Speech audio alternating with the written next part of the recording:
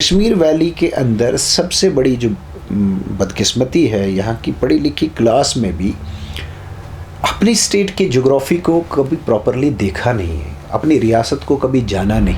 Government जो चला रही थी वो सारी की सारी डायरेक्ट ब्यूरोक्रेसी चला रही थी और पब्लिक रिजेंटमेंट और उंगली जब उठती थी तो उनके ऊपर डायरेक्ट उठती थी। मैं अक्सर ये कहता हूँ कि उन्होंने एक बफर क्रिएट किया है DDCs तो आप बफर्स हैं। हम बफर्स हैं, हाँ। करते वो सारा कुछ खुद ही हैं, लोग DDCs को पकड़ते हैं। अस्सलाम वालेकुम नाज़रीन, कश्मीर लाइफ में आप सबका इस्तकबाल है। आज के शुमारे में हमारे साथ बहुत ही ख़ास मेहमान जुड़े हैं जो पेशे से एक वकील हैं और उसी के साथ साथ DDC मेंबर भी हैं। सईद आसिम हाशमी साहब, बहुत बहुत इस्तकबाल आपका। शुक्रिया। हाशमी साहब, आप सबसे पहले ये बताएं कि वकालत से सियासत का सफ़र किस तरह से तय किया आपने? मैं कोई सियासत में कभी रहा ही नहीं। हमारी फैमिली रही सियासत में, प्रैक्टिकल पॉलिटिक्स में पहले से ही। मेरा जहाँ तक ज़ाती ताल्लुक़ है तो मैं डेडिकेटेड प्रोफेशनल लॉयर हूँ, क्रिमिनल साइड पे पूरी थ्रू आउट प्रैक्टिस करता है और बड़ा बिज़ी रहा। मेरा चैम्बर इस्टेब्लिश बड़ा पुराना है हमारा। My father is also a senior advocate, so वहाँ से लेगेसी में तो सियासत की तरफ से कभी गए नहीं। अच्छा। अब जो रियासत के हालात जब बदल गए तो उसके बाद अचानक वो DDC काउंसिल का जो ऐलान किया गया, तो चिनाब वैली जो है इसकी एक अपनी पिकुलर सिचुएशन है। वहाँ पे बड़ा आसान है डिलिमिटेशन को मैनिपुलेट करना और वो किया गया।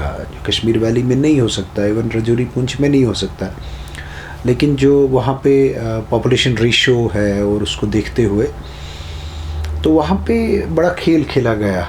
लोग पहले ही बड़े परेशान थे, डिप्रेस्ड थे और सियासी जो है तौर पे बिल्कुल यतीम थे और कोई आवाज़ नहीं, कोई से नहीं। तो एक कॉन्स्टिट्यूंसी वहाँ क्रिएट की गई। स्पेशली वहाँ पे जो BJP वाले थे, जो उनको चेयरमैन बनाना था, चेयरमैन के लिए उन्होंने उसको प्रीपोल रिग करके कॉन्स्टिट्यूंसी बनाया, उसका नाम गुंदना रखा और उसका जो कंपोजिशन बनाया जाए रिमेंडरिंग करके, वो टोटली उनको हर लिहाज से सूट करता था। और वहाँ से वहाँ के जो एक्स MLA थे और मिनिस्टर भी रहे BJP गवर्नमेंट में, सीनियर वाइस प्रेसिडेंट भी थे, उनके लिए वो तैयार की गई थी खसूसी। और जिस अंदाज तैयार की गई उसमें डिटेल में जाने की ज़रूरत नहीं है। तो उस कॉन्स्टिट्यूंसी को लेके ना एक लोगों में बड़ा रिजेंटमेंट आ गया कि ये क्या हो रहा है, अभी तो इलेक्शन हो भी नहीं रहे और ये सब। जो इस्टेब्लिश पॉलिटिशियन थे तो उनकी हिम्मत मुझे लगा कि नहीं पड़ी कि वहाँ से कंटेस्ट करें, तो वो एक वन साइडेड जा रहा था वहाँ पे। अल्लाह बेहतर जानता है लोगों के दिलों में, क्योंकि मैं था नहीं पॉलिटिक्स में कहीं से भी। लोग आए चारों तरफ से और मुझे कहने लगे कि आपने इलेक्शन लड़ना, और मैं मुसलसल रिफ्यूज़ करता रहा कि मैं इस तरफ ना जाना चाहता हूँ, ना इससे मेरा मतलब है। लेकिन फिर फाइनली इवन नोटिफिकेशन निकल गई थी तो कैंडिडेट नहीं था कंटेस्टिंग उनके अगेंस्ट। फाइनली मेरे जहन में यह आया कि अल्लाह बेहतर जानता है, जब आवाज़ खलक नक्कार खुदा होता है, जो खल्क खुदा मुझे इतना कह रही है, तो हो सकता है अल्लाह ताला ने इसमें कोई खैर रखी हो, कोई बेहतरी रखी हो, कोई लोगों में इससे कोई उम्मीद की किरण जगे, तो मैंने हाँ कर दी और फिर इलेक्शन लड़ा और ज़्यादा कोई मेहनत भी नहीं की और बड़े अच्छे खासे मार्जिन से वो डिफीट हुए और वहाँ की हवा बदल गई। सो इस तरीके से आपका पॉलिटिकल करियर शुरू हुआ। जैसे आपने कहा कि आपका रुझान ज़्यादा सियासत में नहीं था, लेकिन आपको लोगों ने कहा तो इस वजह से आप सियासत में आए। बिल्कुल। तो जम्मू कश्मीर नेशनल कॉन्फ्रेंस जी, जम्मू कश्मीर नेशनल कॉन्फ्रेंस का आप हिस्सा बने। एक PAGD के अंडर आपने इलेक्शन लड़ा और फिर आप वहाँ से जीते। तो why Jammu Kashmir National Conference? असल में उसकी कई वजूहात थी, लेकिन JNK नेशनल कॉन्फ्रेंस जो है, जब जो गिवन सर्कमस्टांसेस, उनमें सबसे ज़्यादा जो ग्रास रूट लेवल की पार्टी है, जिनका कैडर आपको हर जगह मिलेगा और जिनकी रिप्रेजेंटेशन हर जगह मिलेगी और आइडियोलॉजिकली भी कहीं ना कहीं किसी न किसी हद तक जो है मेरा मैच खाता था उस पर। और मेरी फैमिली भी जो है पहले से ही नेशनल कॉन्फ्रेंस में करीब रहे। असल में खालिद नजीब सोहरवर्दी साहब जो एक्स होम मिनिस्टर, वो जो सीनियर वाइस प्रेसिडेंट भी है नेशनल कॉन्फ्रेंस, वो मेरे रिश्ते में मामा भी लगते हैं, मामा जी हैं।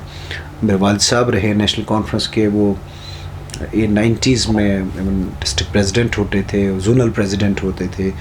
तो पूरी फैमिली नेशनल कॉन्फ्रेंस। लेकिन मैंने ये कहा कि मैं कभी प्रैक्टिकल पॉलिटिक्स में नहीं उतरा, और फिर जो 15-20 साल गुजरे दरमियान में, जिनमें हालात रियासत के बड़े अप्स एंड डाउन्स देखने को मिले, मबहम से रहे, तो उनमें तो पूरा सभी लोग दूर थे, मेरे वालिद साहब भी दूर हो गए, सभी दूर हो गए, सियासत से ही दूर हो गए, किनारा कशी कर ली। तो यही सारी वजूहात थी कि national conference is always a better preference. जहाँ तक बाकी पार्टीज़ का भी अपना आइडियोलॉजी है, लेकिन नेशनल कॉन्फ्रेंस सूट करती थी आइडियोलॉजिकली, क्योंकि एक हिस्ट्री है नेशनल कॉन्फ्रेंस के पीछे, एक बैकग्राउंड है, लोग कैसे समझते हैं इसको, कैसे नहीं समझते हैं, हर एक का अपना जाविया होता है समझने का। लेकिन बेहतर ये होता है कि हम तारीख पढ़ें। तो नेशनल कॉन्फ्रेंस के जो बानी थे शेख मोहम्मद अब्दुल्ला साहब, उनका एक ही जो इनकलाबी कदम है, उसने रियासत की हमेशा के लिए तस्वीर बदलती थी। वो 1949 में जो लैंड रिफॉर्म्स किए थे उन्होंने, बिग लैंड्स एबोलिशन एक्ट, उससे पहले तो यहाँ ज़मीन का चप्पा नहीं होता था लोगों के पास, और उन्होंने ज़मींदार कर दिया था वो करके। तो वो जो सोशल रिफॉर्म्स थे बहुत बड़े थे। और उसके बाद इसमें जो करंट सिचुएशन है, जहाँ पे पोलराइजेशन करके सियासत की जाती है और लोगों को तकसीम करके सियासत की जाती है, तो नेशनल कॉन्फ्रेंस का अगर देखा जाएगा बैकग्राउंड, तो उसने उस तकसीम को हमेशा डिफीट किया है, और नेशनल कॉन्फ्रेंस वैसे ही आगे बढ़ी है। तभी लोगों में इस वक्त भी सबसे ज़्यादा एक्सेप्टेबिलिटी, अगर इस वक्त मुझे छोड़ दें आप, अगर इस वक्त स्टेट में आप लोगों की पल्स पकड़ेंगे कहीं पे भी, इवन आप जम्मू में जाइए, जम्मू मैन में, जहाँ नेशनल कॉन्फ्रेंस कभी इनरोड्स ज़्यादा नहीं बना सके, लेकिन वहाँ भी आम आदमी के और वहाँ के जो लोकल बिजनेसमैन उनके पल्स पकड़ेंगे, तो वो भी कहेंगे कि नेशनल कॉन्फ्रेंस ही जो है बेस्ट अल्टरनेटिव स्टेट के लिए।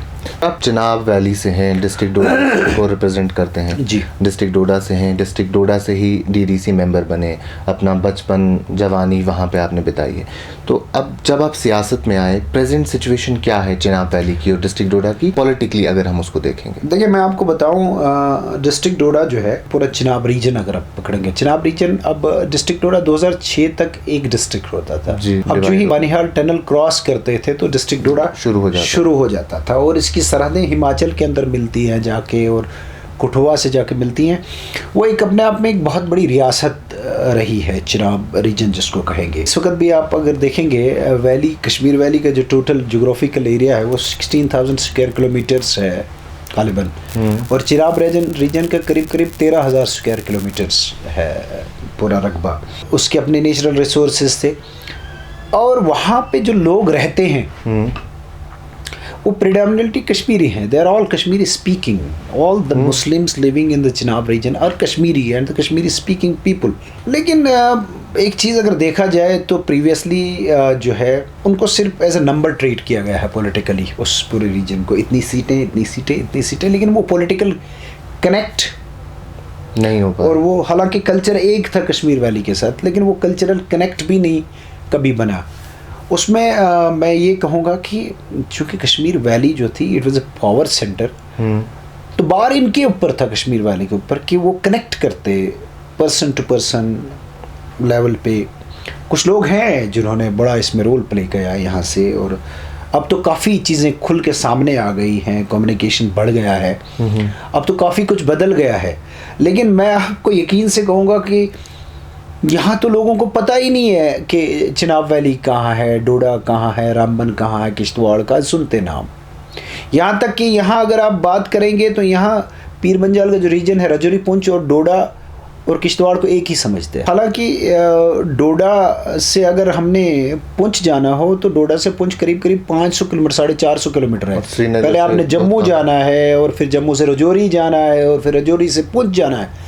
लेकिन यहाँ जब जोग्राफिकल अंडरस्टैंडिंग ही नहीं रही चीज़ों की लोगों की, तो वो जो गैप है, उस गैप ने बड़ा नुकसान पहुँचाया है कल्चरली, पॉलिटिकली भी, कई चीज़ों, और कई चीज़ों की जिम्मेवारी उस गैप पे पड़ती है, मेरा ये बिलीफ है, समझना है। तो इस वक्त भी जो है चिनाब वैली जो है अगर देखेंगे तो वो इंक्लाइंड रहा हमेशा वैली की तरफ, वैली की पॉलिटिक्स की तरफ। तो इस वक्त भी वहाँ वही करंट्स हैं। अगर कल का इलेक्शन होता है तो मैं आपको वसूख से कहूँगा कि इस वक्त भी सबसे फॉर्मिडेबल फोर्स वहाँ पे नेशनल कॉन्फ्रेंस मिलेगी आपको पूरे चिनाब रीजन में। सो आपका मतलब है जो कश्मीर की सोच है वही चिनाब वैली की सोच? Obviously, absolutely. अब यही बात रजौरी पुंछ की भी है, पीर पंजाल की, वहाँ पे भी यही कुछ मिलेगा आपको। हालांकि वहाँ 2-3 तबकात रहते हैं। एक हमारी गुजर कम्युनिटी रहती है रजौरी पुंछ में, सबसे ज़्यादा जो बड़ी पावरफुल कम्युनिटी है, पहाड़ी रहते हैं वहाँ पे, लेकिन वहाँ कश्मीरी भी रहते हैं एंड कश्मीरी स्पीकिंग पीपल रहते हैं। तो वहाँ 3 किस्म के वो है लोग, और बड़े अपने आप में बड़े पॉलिटिकली बड़े मैच्योर, बड़े एडवांस लोग हैं वो भी। वही चिनाब वैली का हाल है, पॉलिटिकली बड़े एडवांस और मैच्योर है, और वो चीज़ों को बहुत अच्छी तरह समझते हैं। लेकिन बात आती है अपनाने की। अगर कभी ये महसूस होगा आपको कि आपको सामने वाला नहीं अपना रहा है, तो फिर आप दूर हो जाएंगे। तो ये चीज़ें हुई हैं यहाँ पे, ये महसूस है, ये वाइब्स वहाँ गई हैं, यहाँ पे लोग अंडरस्टैंड नहीं कर पाए हैं। यहाँ देखें, अब आप डोडा की बात कर रहे हैं, मैंने कहा बानिहाल टनल जो ही आप क्रॉस करेंगे तो you used to enter into the district of Doda. लेकिन मैं हैरान हो जाता था, लोगों को ये पता ही नहीं था डोडा कहाँ है। बीच दरमियान में सिर्फ एक पहाड़ है, चले जाइए इस तरफ कपरन की तरफ, डिस्ट्रिक्ट अनंतनाग में कपरन और डोडा के दरमियान में सिर्फ एक पहाड़ है, उसको बराड़ी बाल कहते हैं। Only 1 mountain. लोग उसको ऊपर से चल के भी आते हैं जाते हैं। अगर उसमें टनल बन जाए तो Doda to Khanbal distance will be just 60 kilometres. अभी भी सिंथन की वजह से काफ़ी नज़दीक है किश्तवाड़। सिंथन की वजह से किश्तवाड़ नज़दीक है, जो पुराना डोडा डिस्ट्रिक्ट था। लेकिन मैं ये कह रहा हूँ, हाँ पुराना डोडा डिस्ट्रिक्ट था, लेकिन मैं ये कह रहा हूँ कि जैसे इतना करीब है डोडा जोग्राफिकली भी, लेकिन मालूम कि आप 1 टनल शॉर्ट अप, टनलों का ज़माना है, इट इज़ जस्ट 1। अगर ये जो टनल यहाँ पे बना है बनिहाल में अभी नया टनल, अगर इससे कम टनल बनेगा, ये 8 साढ़े 8 किलोमीटर के 6 किलोमीटर का टनल बन जाए, तो आपका खनिबल से डोडा तक का डिस्टेंस 1-1.25 घंटे का होगा टोटल।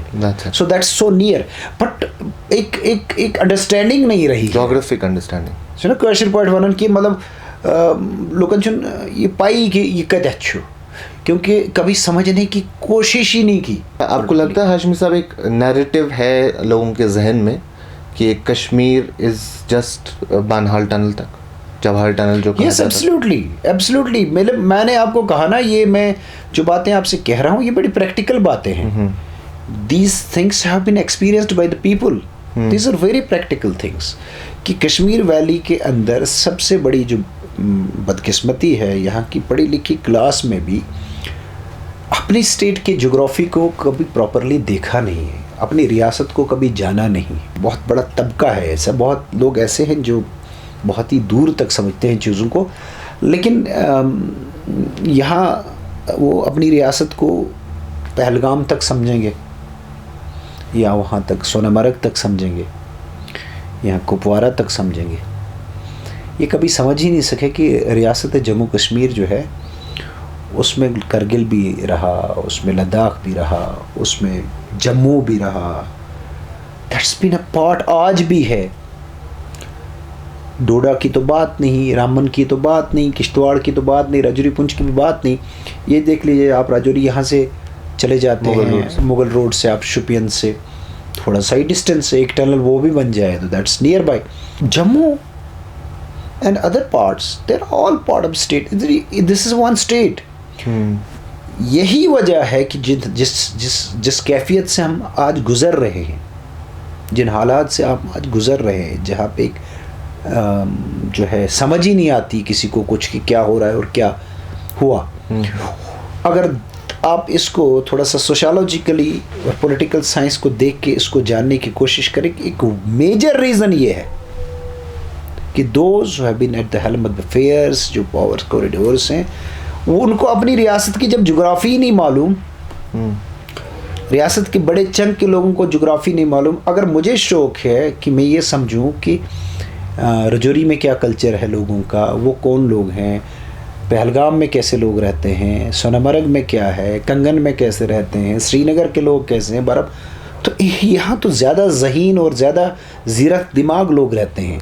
अगर हम यहाँ बैठ के जो है रेस्टोरेंट्स में बैठ के और जो है कॉफ़ी शॉप्स पे बैठ के पूरी इंटरनेशनल पॉलिटिक्स डिस्कस करते हैं, तो बेटर ये होता कि हम पहले अपनी रियासत को डिस्कस करते हैं, अपनी स्टेट को, अपने घर को देखते कि ये घर में जो डिफरेंट किस्म के खूबसूरत फूल हैं, तो ये फूल तो एक ही बाग के फूल हैं, तो इन फूलों को अगर आप समझ ही नहीं रहे हैं तो इनको पानी देने की कोशिश नहीं, ये सूख जाएंगे। जब ये एक फूल सूखेगा तो उसकी वजह से आहिस्ता आहिस्ता दूसरा फूल भी सूखेगा, तो किसी दिन खुद भी सूख जाएंगे। तो दिस इज़ व्हाट हैपेंस। आपने बात की कनेक्शन की, कनेक्टिविटी की, और एक कनेक्ट है, जैसे आपने कहा कि कश्मीरी लोग ही हैं जो डोडा किश्तवाड़ में रहते हैं, कनेक्टेड। हाँ। तो मेरा सवाल ये है, जैसे मरगूब बानहाली साहब ने लिखा है कि कशीर बाल अपार, तो उनका शायद मैं जितना समझता हूँ यही मकसद था कि टनल के पार वाली कश्मीर, जो कश्मीर इस टनल, जवाहर टनल के पार है। तो क्या कनेक्टिविटीज़ या क्या कनेक्शंस या सिमिलैरिटीज़ आप देखते हैं, कल्चरल सिमिलैरिटीज़ या सोशल सिमिलैरिटीज़, इकोनॉमिक? मैंने आपको कहा ना, काफ़ी एक्सपोजर हो गया। अब जो आज से 20 साल पहले, 15 साल पहले था, तो तब तो यहाँ बिल्कुल किसी को खबर ही नहीं थी। अब तो बहुत ज़्यादा एक्सपोजर हो गया, बहुत ज़्यादा एक्सपोजर। अब रिश्तेदारियाँ मैस्यू हैं दोनों तरफ से, हर तरफ से रिश्तेदारियाँ आपको यहाँ मिलेंगी, मिक्सड अप हैं। लेकिन एक फील तो रहा ना, एक देखें, एक बदकिस्मती ये रही कि यहाँ से रेशल स्लैंग्स तक यूज़ हुए। मैं खुल के वो नहीं कहना चाहूँगा, अच्छा नहीं लगता, लेकिन रेशल स्लैंग्स यहाँ से यूज़ होते रहे लोगों के बारे में, जिस लोगों के दिलों में वो ना, वो डिसअपॉइंटमेंट और एक किस्म की कड़वाहट आ जाती है बजाय मोहब्बत के, ठीक है ना। और रेशल स्लैंग, और उसके बाद बदकिस्मती ये है कि एक पूरी की पूरी कम्युनिटी, एक पूरे का पूरा रीजन, एक पूरा इलाका जो मुसलमान हो और फिर मुसलमान होने का दावा करता हो बबांग धौल, उसकी ज़ुबान से अदरवाइज़ भी रेशल स्लैंग कोई आएगा तो उससे बड़ा कोई जुर्म नहीं है, कोई गुनाह नहीं है। जब अल्लाह के रसूल सल्लल्लाहु अलैहि वसल्लम दुनिया में तशरीफ़ लाए तो उन्होंने तो तमाम किस्म के नस्ली भेदभाव अपने कदमों के तले रौंद दिए थे और उन्होंने एक उम्मत खड़ी कर दी थी। अगर हमको यहाँ बैठ के दर्द होता है पूरी दुनिया में उम्मत का, तो फिर विद इन आप रेशल स्लैंग्स यूज़ करोगे, वो है, वो है, वो है। इससे बड़ी बदकिस्मती क्या हो सकती है। और आई होप कि ये चीज़ें अब आहिस्ता आहिस्ता अब एनलाइटनमेंट हो रही है, यहाँ पे भी ये चीज़ें आहिस्ता आहिस्ता कम हो रही हैं और हो भी गई हैं। वहाँ का जो है बेसिकली ये देखें ना, आप वहाँ की इकोनॉमिक्स की बात कर रहे हैं, वो अपनापन कुछ लेवल्स पे तो है, लेकिन लार्ज स्केल पे होता, वो मिक्सचर हो गया होता।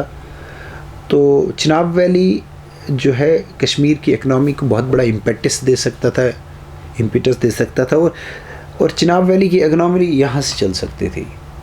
वहाँ का ट्रेडर और बिजनेसमैन ज़्यादा प्रेफर करता है यहाँ बिजनेस करने के लिए। वो जम्मू प्रेफर करता है, वो तो करता रहा है बेसिकली, अदरवाइज भी जम्मू करीब है, और जम्मू भी it's a part of state. Once again I will repeat it, there is no problem.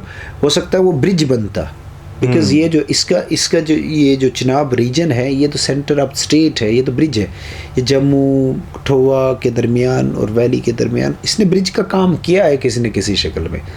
लेकिन इसको एक्नॉलेज करके आगे इसको चलाया जाता है और इसे ब्रिज बनाया जाता है चिनाब रीजन को, तो इस रियासत की तकदीर बदल। हाशमी साहब, अगर हम देखेंगे खूबसूरत पहाड़ और चिनाब की गोद में डोडा डिस्ट्रिक्ट या किश्तवाड़ डिस्ट्रिक्ट है, क्या सोर्स ऑफ इकोनॉमी है, एग्रीकल्चर प्रैक्टिसेस क्या ज़्यादा होती हैं? देखिए वहाँ चिनाब बहता है, वादी चिनाब में माइटी चिनाब रिवर काटता हुआ जाता है किश्तवाड़ शहर के दरमियान, डोडा टाउन के दरमियान, रामबन से गुजरता हुआ रियासी में दाखिल होता है, रियासी से अखनूम।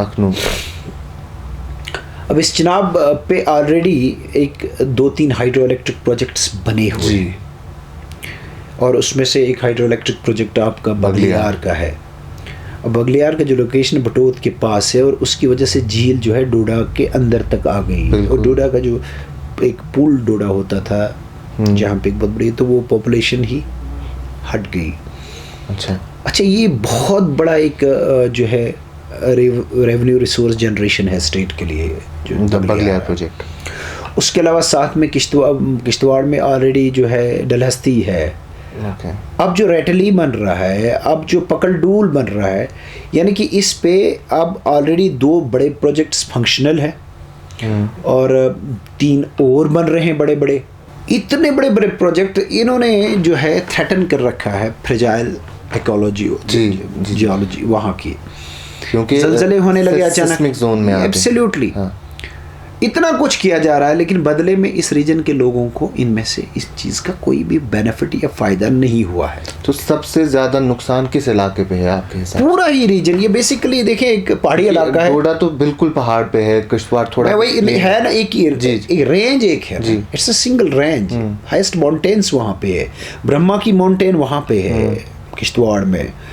तो यानी कि वहाँ से उस तरफ से आप किश्तवाड़ से आगे चले जाएं तो बॉर्डर की तरफ से आप जांस्कर लद्दाख तक जाते हैं। मैंने पहले ही शुरू में कहा कि स्टेट का सबसे बड़ा रीजन है, लेकिन जो पहाड़ों का ये सिलसिला है इतना इंटरवोवन है आपस में, इतना जुड़ा हुआ है, इतना मिक्सड अप है कि ये जो है अगर कोई भी एरिया जो है, कोई भी पर्टिकुलर माउंटेन है वो सिस्मिक जोन में हो और वो इम्पेक्ट हो जाए तो पूरा इलाका जो है उससे इम्पेक्ट हो रहा है। डोडा भी इम्पेक्टेड है, किश्तवाड़ भी है, ये सारा एरिया है।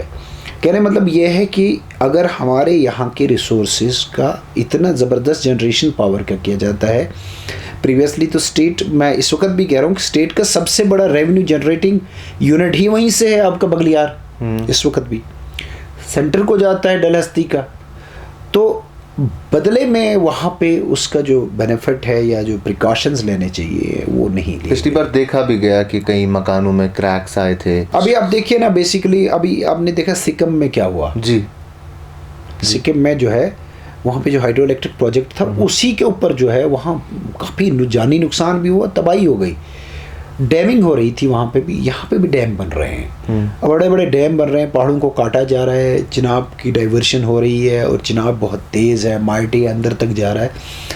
तो इन चीज़ों की तरफ किसी ने नहीं देखा।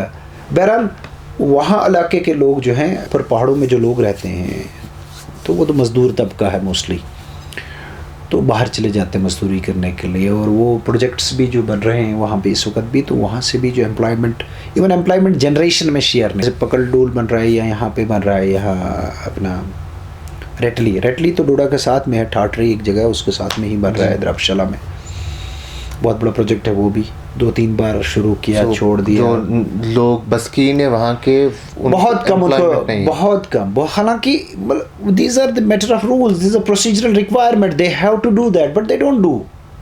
अब लोग झगड़े करें, वो लोग झगड़े करने वाले तो रहते नहीं वहाँ पे। इकोनॉमी जो है वो चल रही किसने, अब ये एग्रीकल्चर है कुछ इलाकों में, वो अपना वीट प्रोडक्शन है, अपना राइस प्रोडक्शन बड़ा अच्छा है। वहाँ डोडा भद्रवा में जो राइस जापानी बनता है उसका कोई मुकाबला नहीं, one of the best rice, बड़ा ज़बरदस्त टेस्टी होता है। मेज़ बनता है। और अगर पहाड़ों पे जहाँ जहाँ फार्मिंग की गई है, जहाँ जो है फ्रूट प्लांट्स लगाए गए, सेब बड़ा शानदार बनता है वहाँ पे, अखरोट बड़ा शानदार बनता है, तो जाता है, लेकिन प्रोडक्शन कम है और एक्सपोर्ट कम होता है। अच्छा। उसको कमर्शलाइज नहीं किया गया, उस तरफ कभी जोर नहीं है। हाँ, लेकिन अगर जोर दिया जाए, लोगों का उस तरफ रुझान नहीं रहा ना। मैंने कहना वो बेसिकली अगर कनेक्टिविटी होती तो यहाँ से इम्पिटस जाता तो वहाँ ज़्यादा बढ़िया निकलता। मैंने कहा वो जो मेरे कहने का मकसद ये था कि जो वैली की इकोनॉमी को वो मज़ीद इम्पिटस देता, बिकॉज वहाँ की प्रोडक्टिविटी भी हो जाती, वहाँ तो काफ़ी पोटेंशियल। यस, पहाड़ों पे तो ज़्यादा टेस्टी आपका ज़्यादा बढ़िया सेब बनता है, ज़्यादा बढ़िया अखरोट बनता है, जितना वो थोड़ा वो वहाँ के नेचुरल भी होता, वो उसमें पस्त रह गए क्योंकि उनको मौके नहीं मिले। अब तो काफ़ी चेंज हुआ, एजुकेशन काफ़ी आगे बढ़ गई है, बड़े दूर तक। अब तो आपको you will find young boys from that area in the many services. Many things have changed. You will find them everywhere in the universities. तो अब तो काफ़ी कुछ बदल गया है, लेकिन बात वहीं आ जाती है कि जो हमारा जो है अपना क्या कहते हैं उसको लेके कम्युनिकेशन का जो काफ़ी हद तक बढ़ गया है, वो और बढ़े। जैसे कशीर नेबर आ कशीर छे तो वारिया बोर्ड कशीर सारी की सारी पॉपुलेशन, उनका कल्चर, उनका खाना, उनका पीना, उनका ओढ़ना, उनका पहनना ऑलमोस्ट सेम है, सब कुछ सेम ही तो है। कौन सा डिफरेंस है? वो जो पहाड़ है दरमियान में, इसी पहाड़ से इसको थोड़ा सा साइकोलॉजिकली इनविजिबल किया जाए तो फिर आपको समझ आएगी, खुला मैदान आपको समझ आएगी कितनी खूबसूरत दुनिया है, कितने सोशली एडवांस लोग हैं, प्रैक्टिकल किस्म के लोग हैं। कश्मीर साहब, आपने चिनाब की बात की, आपने वो सारी चीज़ें उसमें कवर की कि हाइड्रो इलेक्ट्रिसिटी प्रोजेक्ट्स आए, कुछ हद तक एम्प्लॉयमेंट जनरेट हुई, कुछ लोग उसमें इन्वॉल्व हुए, डोडा किश्तवाड़ चिनाब को काफ़ी, चिनाब की वजह से चिनाब वैली को काफ़ी नुकसान भी देखने को मिला।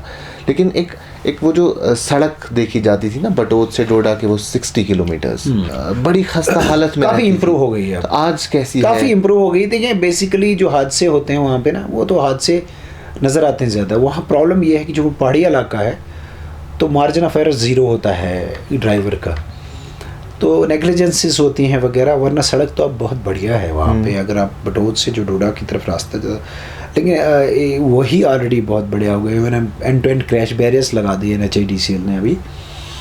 और दूसरा ये कि वो तो अब नेटवर्क ही बन रहा है, चिनैनी सुधमादेव टू किश्तवाड़ वाया सिंहपुर, उस पर बड़े ज़ोरों से काम चल रहा है। 3 4 5 टनल्स बन रहे हैं उसमें, तो वो तो और डेस्टिनी चेंज कर देगा। मुझे लग रहा है 1-2 टनल तैयार भी है, ग्राउंड लेवल पे काम हो रहा है बहुत ज़्यादा वहाँ इस रोड सेक्टर में तो काम हो रहा है, इसमें तो कोई शक नहीं। लेकिन अगर हम, जैसे हमने कहा ना, वो बहुत फ्रेजाइल जोन है, अर्थक्वेक्स के बहुत बहुत चांसेस हैं और आए दिन होते रहते हैं।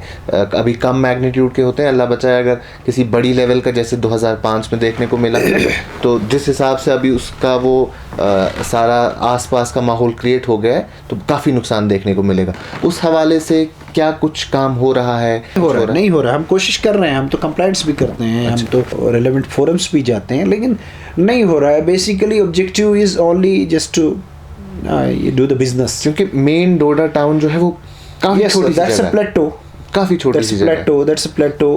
तो हाँ, छोटी जगह है, पॉपुलेशन एक्सप्लोजन हो गया है वहाँ पे, बहुत ज़्यादा हो गया है।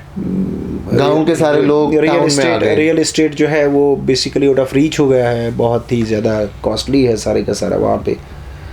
तो वो जो एक्सपेक्टेड था कि जो हाइड्रो इलेक्ट्रिक प्रोजेक्ट्स बना रहे हैं लोग, वो प्रिकॉशंस लेंगे। आप आज हाइड्रो इलेक्ट्रिक प्रोजेक्ट की बात कर रहे हैं, प्रीवियसली सबसे ज़्यादा ग्रीन गोल्ड जो एक्सप्लॉइट किया गया है वो वहीं चिनाब रीजन से किया गया। जंगल बेदर्दी से काटे गए, बहुत बेदर्दी से काटे गए। मैं कहूँगा कि अगर उनको कैलकुलेट किया गया बिलियंस ऑफ बिलियन डॉलर्स के जंगल वहाँ से लकड़ी निकाली गई, उसका भी वापस हमको कुछ नहीं मिला।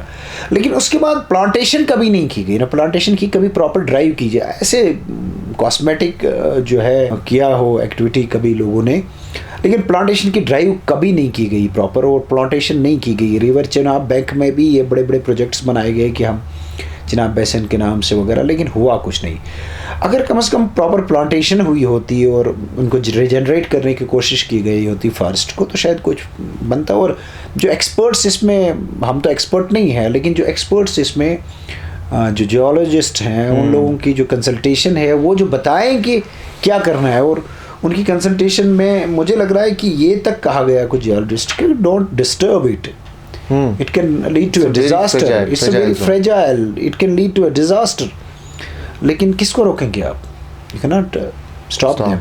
How can you stop them? Hashmi साहब, और एक कुछ चीज़ें हैं, जैसे अगर हम आपकी ज़ाती ज़िंदगी की तरफ आएँ, जैसे अभी आप DDC मेंबर हैं जी, सो क्या करता है एक DDC मेंबर, क्या काम रहते हैं उसके, किस हद तक उसके पास ताकत रहती है कुछ काम करने? अब देखिए, मैं आपको बता दूं कि DDC जो है एक मेरे हिसाब से जब किया गया तो एक पॉलिटिकल मूव था गवर्नमेंट ऑफ इंडिया का, जो कि यहाँ एक कंप्लीट पॉलिटिकल वैक्यूम था। और जो आपका गवर्नमेंट जो चला रही थी वो सारी की सारी डायरेक्ट ब्यूरोक्रेसी चला रही थी, और पब्लिक रिजेंटमेंट और उंगली जब उठती थी तो उनके ऊपर डायरेक्ट उठती थी। मैं अक्सर ये कहता हूँ कि उन्होंने एक बफर क्रिएट किया है DDCs तो आप बफर्स हैं? हम बफर्स हैं, हाँ। करते वो सारा कुछ खुद ही हैं लोग, DDCs को पकड़ते हैं। करता होगा असल में PR एक्ट में जो है ना अमेंडमेंट करके DDCs क्रिएट किए गए थे, प्रॉपरली लेजिस्लेशन थी। अब उसके अगर देखेंगे आप तो उसमें जो प्रोविजंस हैं एक्ट में, स्टैच्यू में, तो वो तो पूरे डिस्ट्रिक्ट की प्लानिंग, अच्छा, डेवलपमेंट की सारी प्रायोरिटाइजेशन, आइडेंटिफिकेशन DDCs को ही करनी, जो एम्पावर करती है। लेकिन कहाँ करने देती है एडमिनिस्ट्रेशन, वो खुद ही करते हैं।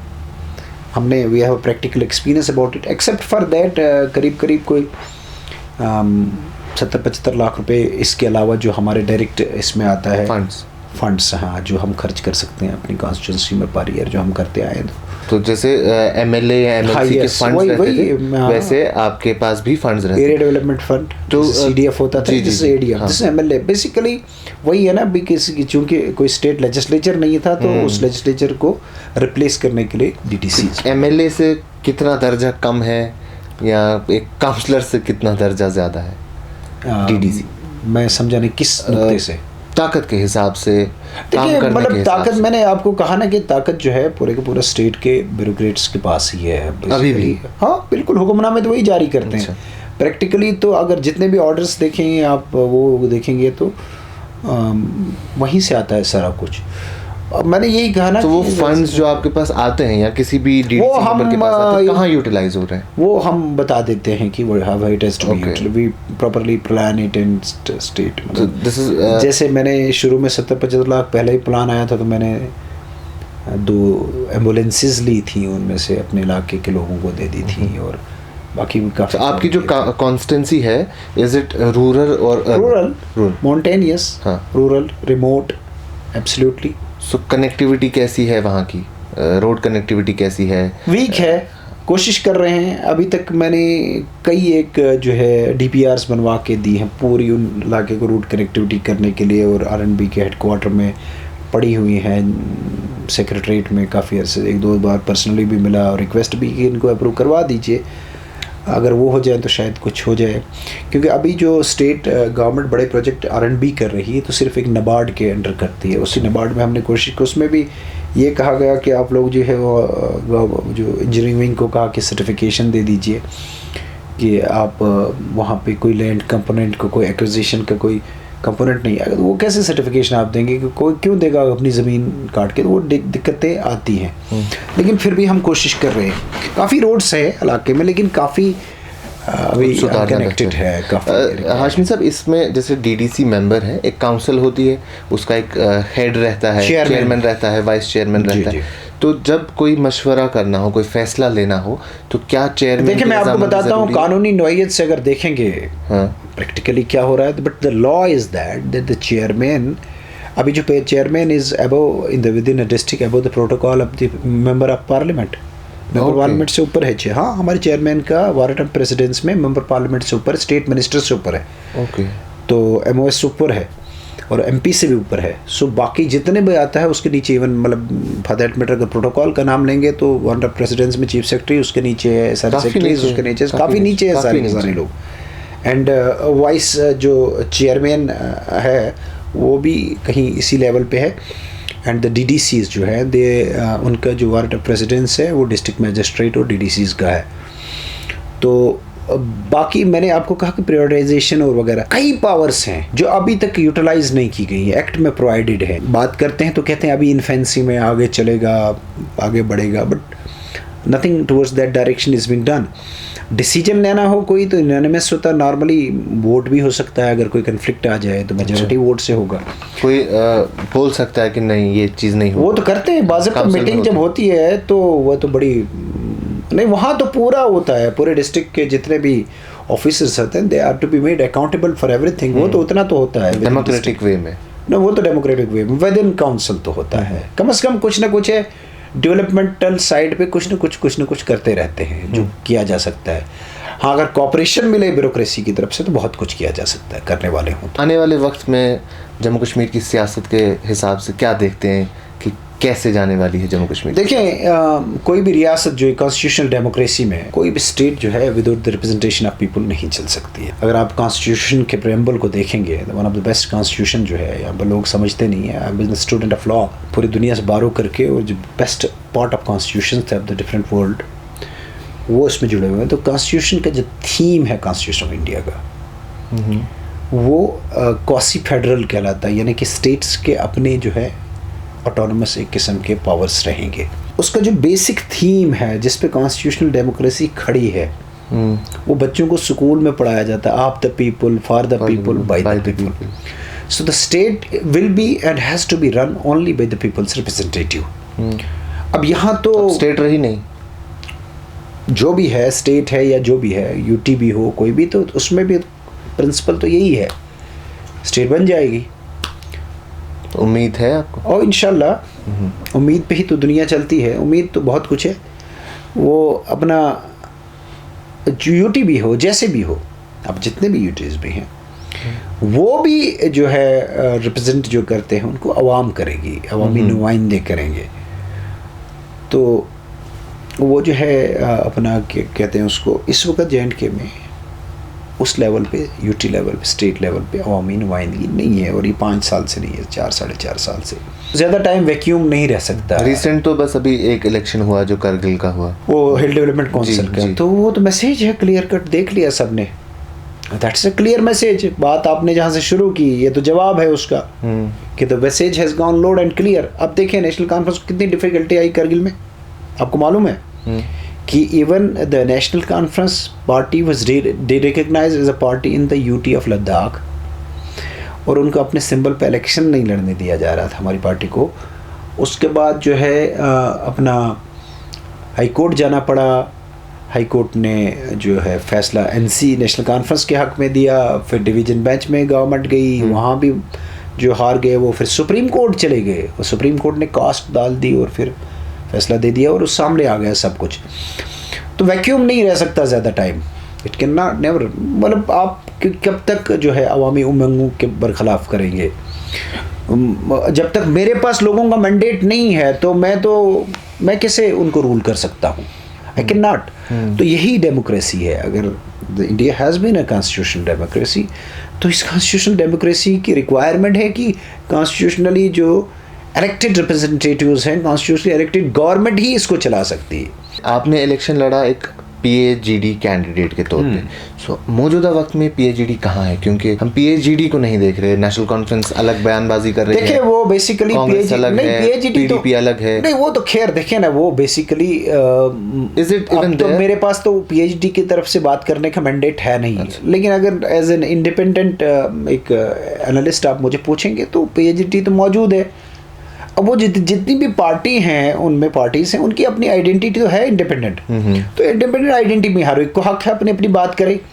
लेकिन जो कलेक्टिव रिक्वायरमेंट, क्योंकि PAGD बनने से किसी पार्टी ने अपने आप को तो उसमें डाइल्यूट नहीं किया ना, पार्टीज वजूद में रही, मौजूद है, और जो पार्टीज थी प्रिंसिपल पार्टीज, उसमें वो प्रिंसिपल पार्टीज सारी की सारी मौजूद हैं उसमें। तो जो प्रिंसिपल पार्टीज हैं PAGD की, वो मौजूद हैं, और जब कभी बात आएगी कलेक्टिव डिसीजन लेने की, उसका पर्पज़ ही यही है कि स्टेट के जो कलेक्टिव इश्यूज हैं उन पे हम सारे इकट्ठे रहें।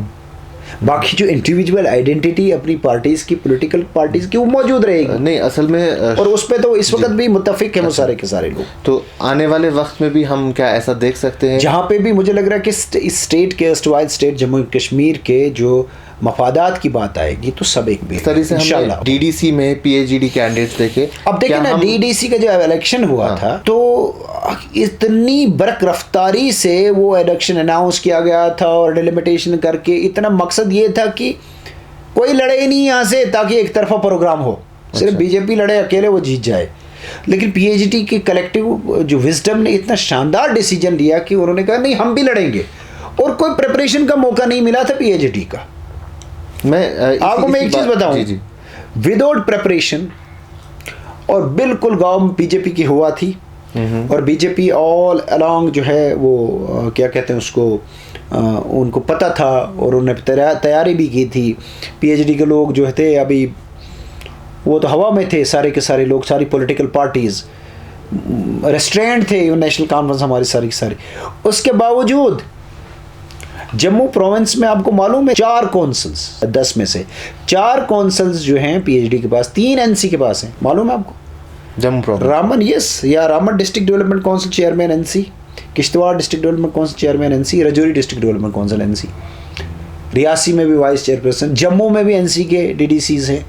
इसके बावजूद बगैर तैयारी के, तो PAGD ने तब भी जो है बड़ा अच्छा डिसीजन लिया, बगैर तैयारी के भी इतना कुछ कर सके, इसीलिए शायद म्यूनसिपलिटी इलेक्शंस भी जो हैं कैंसिल किए गए। आखिर में हाशमी साहब, एक कुछ ऐसी बात जो आप कहना चाहें हमारे देखने वालों को कि किस तरीके से हम कश्मीर को चुनाव से अलग ना करें और उसको जोड़ें ताकि ओवरऑल बेनिफिट हो दोनों जगहों का? वो जो बेसिकली मैंने वही कहा ना, वो जो आप जानते हैं उसको ज़ुबान दे दें, जो आप के समझ में हैं, जो या ये इवन लुकन ये इबहम चल रहे नज़दीक इन कोशिश करें सो सिर्फ समझुन अत कुछ रोजान बह कुछ तो सह कुछ।